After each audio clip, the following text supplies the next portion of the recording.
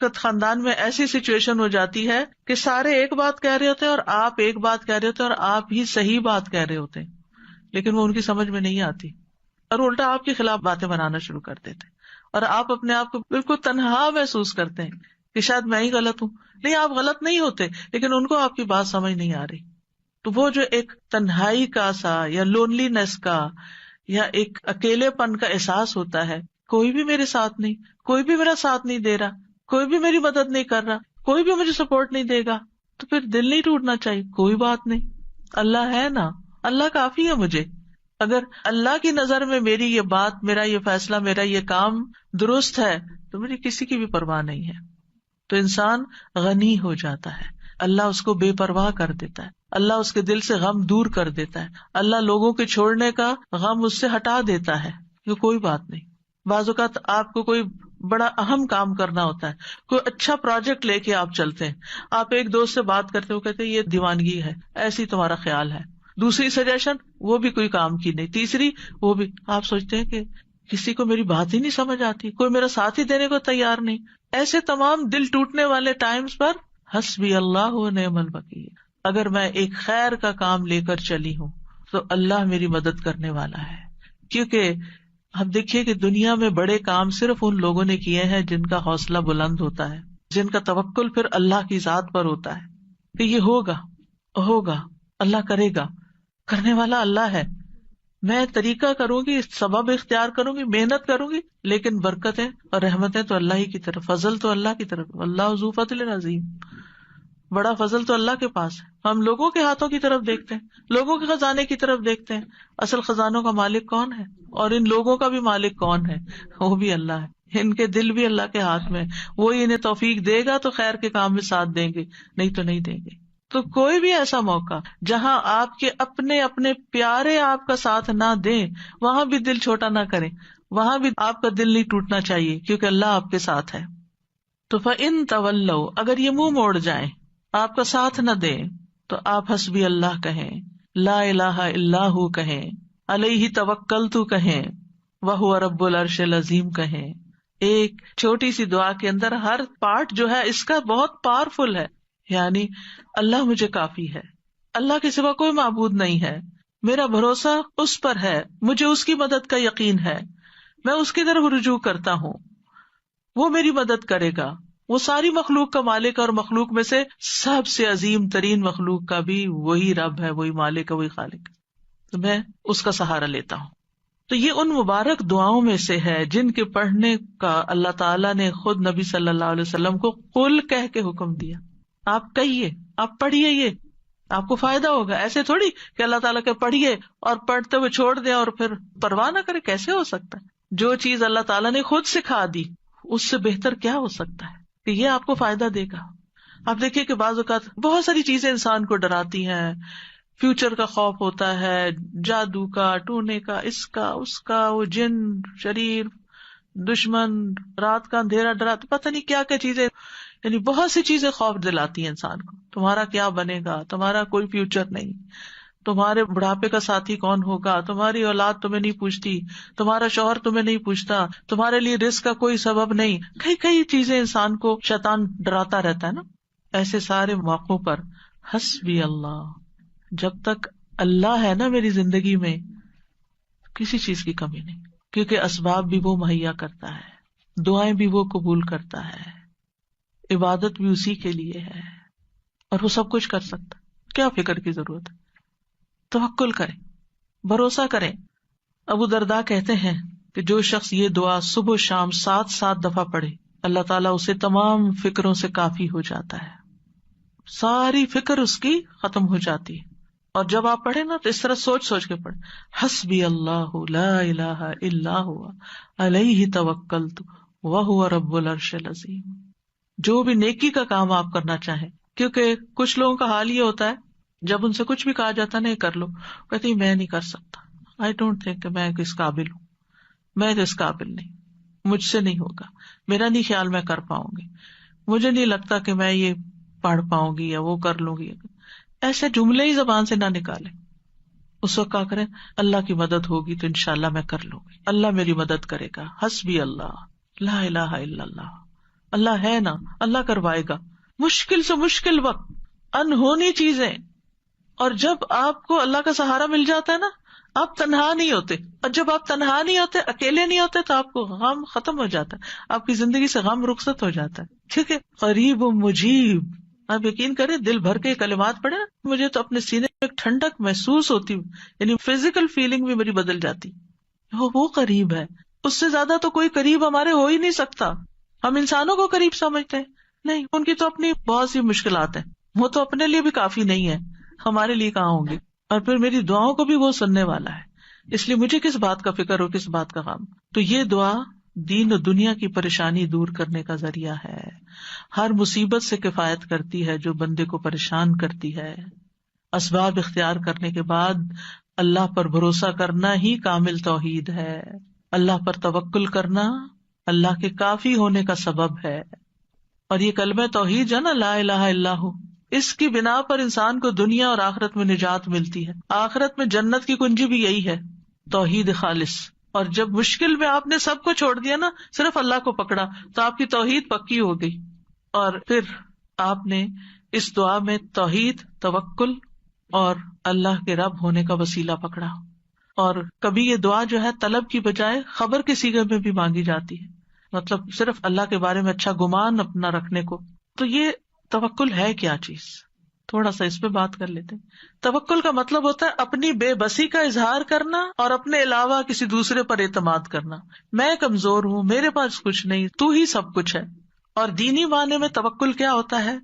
دنیا اور آخرت کے فوائد اور نقصانات کے معاملے میں دل کا اللہ تعالی کی ذات پر اعتماد کرنا، اور یہ ایمان رکھنا کہ اللہ کے سوا کوئی عطا نہیں کر سکتا، نہ روک سکتا، نہ نقصان دے سکتا، نہ نفع دے سکتا، سب کچھ اسی کے اختیار میں. ابن الجوزی کہتے ہیں یہ اللہ پر بھروسہ کرتے ہوئے اللہ کی اچھی تدبیر کی بنا پر اپنے معاملے کو اللہ کے سپرد کر دینا ہے، اللہ پر اعتماد کرنا ہے. خرابی کہتے ہیں توکل یہ کہ اللہ سے اچھا گمان رکھا جائے کہ اللہ یہ کام کر دے گا. توکل اللہ کے وعدوں پر دل کا اطمینان ہوتا ہے. ابن تیمیہ کہتے ہیں اللہ پر توکل کرنا فرض ہے اور بڑے فرائض میں سے ہے، جیسا کہ اللہ کے لیے اخلاص اپنانا واجب ہے. اور اللہ نے کئی آیات میں توکل کرنے کا حکم دیا ہے. یہ وضو کرنے کے حکم غسل جنابت کے حکم سے بھی بڑا حکم ہے، اور اللہ نے اپنے علاوہ کسی اور پر توکل سے منع کیا. یعنی وضو کا حکم تو ایک دفعہ ہے نا، جنابت سے غسل کا حکم تو قرآن میں ایک دفعہ ہے، توکل کا حکم کئی دفعہ آیا. تو ہم وضو کا اہتمام تو ضرور کرتے ہیں، پاکیزہ ہونے کا اہتمام کرتے ہیں، لیکن جب توکل کی باری آتی ہے تو ہم فیل ہو جاتے ہیں، وہ ہمیں یاد نہیں رہتا. پھر سعید بن جبیر کہتے ہیں اللہ پر توکل کرنا ایمان کا خلاصہ ہے. ابو محمد سہل کہتے ہیں مقامات میں توکل سے زیادہ باعزت کوئی اور مقام نہیں. اللہ تعالیٰ اپنے نبی کو حکم دیتے ہیں فَتَوَكَّلْ عَلَى اللَّهِ إِنَّكَ عَلَى الْحَقِّ الْمُبِينِ، پورا کانفیڈینس دیا، آپ اللہ پہ بھروسہ کیجئے، آپ واضح حق پر ہیں، آپ سچ پر ہیں. ایک اور جگہ پر ہے وَتَوَكَّلْ عَلَى الْحَيِّ الَّذِي لَا يَمُوتُ وَسَبِّحْ بِحَمْدِهِ، اس زندہ ہستی پر بھروسہ کیجئے، یعنی اللہ پر جو نہیں مرے گا، اور اس کی حمد کے ساتھ تسبیح کیجئے. ہم کس پر بھروسہ کر رہے ہوتے ہیں؟ انسانوں پر جو کہ ختم ہو جانے والے. مومنوں کو حکم دیا وَعَلَى اللَّهِ فَلْيَتَوَكَّلِ الْمُتَوَكِّلُونَ، توکل کرنے والوں کو اللہ پر توکل کرنا چاہیے. رب المشرق والمغرب لا الہ الا هو فاتخذہ وکیلا، مشرق اور مغرب کا رب ہے، اس کے سوا کوئی معبود نہیں، سو اسی کو کارساز بناؤ، اس کو اپنا کام درست کرنے والا سمجھو. توکل اللہ پر ایمان ہونے کی علامت ہے. توکل وہی کر سکتا ہے جس کا اللہ پر ایمان ہو. جس کے پاس ایمان نہیں اس کا توکل بھی نہیں ہوتا. جتنا ایمان زیادہ ہوگا اتنا توکل زیادہ ہوگا، جتنا ایمان کم ہوگا اتنا توکل کم ہوگا، جتنا توکل کم ہوگا اتنا ایمان کم ہوگا، جتنا توکل بڑھے گا اتنا ایمان بڑھے گا. دونوں لازم و ملزوم ساتھ ساتھ بڑھتے جاتے ہیں. یہ اسلام لانے کا تقاضا ہے. موسیٰ علیہ السلام نے کہا میری قوم ان کنتم آمنتم باللہ فعلیہ توکلوا ان کنتم مسلمین، اگر مسلمان ہو نا تو پھر دشمن سے نہیں ڈرو، اللہ سے ڈرو، اللہ پہ بھروسہ کرو، کیونکہ نفع نقصان کا مالک تو صرف وہ ہے. بندوں پہ جب آپ بھروسہ کرتے ہیں نا وہ بھول جاتے ہیں، اوہ سوری آپ نے یہ کام کہا تھا، سوری یہ وجہ ہوگی تھی میں ٹائم پر نہیں پہنچ سکا. کئی مشکلات ان کی زندگی میں ہوتی ہیں، وہ خود بھی نہیں رہتے. لیکن اگر آپ اللہ پہ بھروسہ کرتے ہیں تو اللہ تعالیٰ کو ہمیشہ ہے، ہمیشہ رہے گا، اور وہ ہمیشہ مدد کر سکتا ہے. حالات تبدیل ہوتے رہتے ہیں، لوگ آپ کی زندگی میں تبدیل ہوتے رہتے ہیں، جگہ تبدیل ہوتی رہتی ہیں، سچویشن تبدیل ہوتے رہتے ہیں، لوگوں کی لائلٹیز تبدیل ہوتی رہتی ہیں، لوگوں کے دل بدلتے رہتے ہیں، مالی حالات بدلتے رہتے ہیں. اس دنیا میں ہر لمحہ ایک چینج آ رہا ہوتا ہے، غیر محسوس چینج، اور بعض اوقات ہم اس کو ٹیکل نہیں کر سکتے کیونکہ ہمارے اندر بھروسہ نہیں ہوتا، توکل نہیں ہوتا. جو توکل کرتا ہے وہ ہر تبدیلی کے اندر کام ہوتا ہے. موسم بدل رہا ہے، کوئی بات نہیں، کوئی بھی چیز پسند کے خلاف، کوئی بات نہیں، سب ٹھیک ہو جائے گا. تو اللہ سبحانہ وتعالی نہ ہم سے غافل ہے اور نہ ہی ہم سے دور ہے، اس لیے کسی اور کو کارساز بنانے کی بجائے اسی کو سہارا سمجھا جائے، کیونکہ جو اللہ کے سوا دوسروں کو سہارا بناتا ہے تو ایسے سہارے کمزور ہوتے ہیں. مکڑی کا گھر، اس کی مثال دی گئی قرآن میں. تو ہر کام کا ارادہ کرنے کے بعد اللہ پہ بھروسہ کرے. فَإِذَا عَزَمْتَ فَتَوَكَّلْ عَلَى اللَّهِ، عزم کر لیا توکل اللہ پر. لوگوں کا ڈر ہو تو بھی توکل اللہ پر، لوگ منہ موڑ رہے ہو تو توکل اللہ پر، کوئی چیز غم زدہ کرتی ہے توکل اللہ پر، جان کو خوف لاحق ہے توکل اللہ پر. جیسے جادوگروں نے کہا تھا فرعون کے مقابلے میں، فَاقْضِ مَا أَنْتَ قَاضٍ، جو فیصلہ کرنا کر لو، ہم تو اللہ کی طرف جانے والے، تم ہمارا کیا بگاڑ لو گے. جادوگر تھے، کس حرام کام میں پڑے ہوئے تھے، ایمان آیا کہاں پہنچ گئے، سارا ڈر ہی نکل گیا اندر سے. جب کسی کی سازشوں کا علم ہو، کوئی چالیں چل رہے ہمارے خلاف، توکل اللہ پہ، کیونکہ ہم نہیں نبٹ سکتے لوگوں کی چالاکیوں سے، اللہ نبٹنے والا کافی ہے. دشمنوں کا خوف ہو، کوئی بھی مدد اور نصرت چاہیے، توکل اللہ پہ. کوئی اذیت دے، کوئی تکلیف دے، کوئی پریشان کرے، جہاں سے آپ کو خوف لائق رہتا ہے، اب پتہ نہیں یہ میرے ساتھ کیا کرے گا، اس نے پہلے بھی جادو کیا تھا مجھ پہ، وہ بڑا مشکل ٹوٹا، اب پھر یہ پھر کر دے گا مجھ پہ. نہیں، عام طور پہ لوگوں کی یہ ذہنی کیفیت رہتی ہے نا، وہ فلاں آیا تھا نا، مجھے نظر لگ گئی تھی، اب یہ پھر آ گیا ہے، اب پھر یہ کچھ کر کے جائے گا. نہیں، مت ڈریں، اللہ کافی ہے.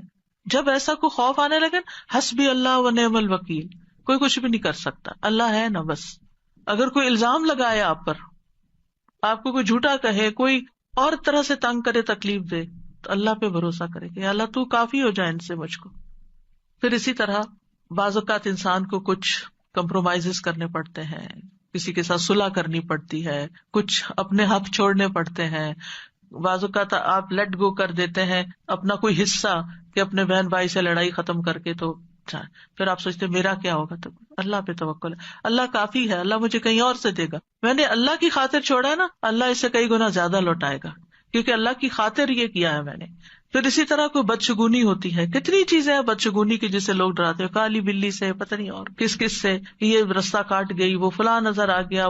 ان ساری بدشگونیوں کا مقابلہ بھی جہاں سپرسٹیشنز ہو، جہاں وہم، کیونکہ بعض لوگوں کو وہم ہی کھایا جاتا ہے، ہونا ہوانا کچھ نہیں ہوتا، یہ ان کا صرف خیال ہوتا ہے. یہ نہ ہو جائے، میں گھر سے نکلی ہوں گاڑی لے کر، پتہ نہیں کوئی ایکسیڈنٹ نہ ہو جائے، یہ جہاز پہ بیٹھنے لگی ہوں، پتہ نہیں اس کا کریش ہی نہ ہو جائے. یعنی کوئی نہ کوئی ایسی باتیں انسان کے دل میں شیطان ڈالتا رہتا ہے کہ جس سے وہ انجوائے کرنے کی بجائے اس سچویشن کو صرف خوف زدہ رہتا ہے. تو ایسے تمام توہمات، ایسی تمام خوف زدہ کرنے والی باتیں، ان کے لیے کیا کریں؟ اللہ پہ توکل کریں. پھر اسی طرح آخری زمانے کے جو فتنے ہیں، دجال کا آنا ہے، ان سب مواقع پر بھی اللہ پر بھروسہ، اللہ کا دامن تھامے، اللہ کی طرف رجوع کریں. جب نبی صلی اللہ علیہ وسلم نے ایک موقع پر دجال کے بارے میں لوگوں کو آگاہ کیا تو آپ نے فرمایا کہ جب وہ یہ دعویٰ کرے گا نا کہ میں تمہارا رب ہوں، تو جو شخص یہ کہہ دے کہ تو ہمارا رب نہیں، ہمارا رب تو اللہ ہے، ہم اسی پہ توکل کرتے ہیں، اسی کی طرف رجوع کرتے ہیں، اور ہم تیرے شر سے اللہ کی پناہ میں آتے ہیں، تو اس کو اس پر تسلط حاصل نہیں ہوگا، وہ اس کو نہیں پکڑ سکے گا. اس وقت بھی ربنا اللہ علیہ توکلنا وإلیہ انبنا نعوذ باللہ من شرک، یہ اگر کوئی پڑھ لے گا تو دجال اس کا کچھ نہیں بگاڑ سکے گا. تو بہرحال جو لوگ اللہ پہ توکل کرتے ہیں، ایک طرف وہ شر سے بچ جاتے ہیں، دوسری طرف ان کو بہت سے فائدے بھی ہوتے ہیں، اللہ کی محبت ملتی ہے، کیونکہ ان اللہ یحب المتوکلین، اللہ توکل کرنے والوں سے محبت کرتا ہے، اللہ ان کو کافی ہو جاتا ہے. ومن یتوکل علی اللہ فہو حسبہ، جو اللہ پہ توکل کرے گا اللہ اسے کافی ہوگا. وتوکل علی اللہ وکفی باللہ وکیلا، اللہ پہ بھروسہ کریں، اللہ کافی ہے کارساز، پھر آپ کو اس کے سوا کسی کی مدد کی ضرورت بھی نہ رہے گی. توکل انسان کو بہادر بنا دیتا ہے، توکل انسان کو مستقبل کے خوف سے بچاتا ہے، اینگزائٹی سے بچاتا ہے. اینگزائٹی میں یہی ہوتا ہے نا کہ پتہ نہیں ابھی کیا ہوگا، پتہ نہیں ابھی ہوگا کہ نہیں، پر بے چینی بے قراری، تو توکل آپ کو اطمینان میں ڈال دیتا ہے، شیطان سے حفاظت ملتی ہے، وہم دور ہو جاتے ہیں، آخرت میں بڑا اجر ہے۔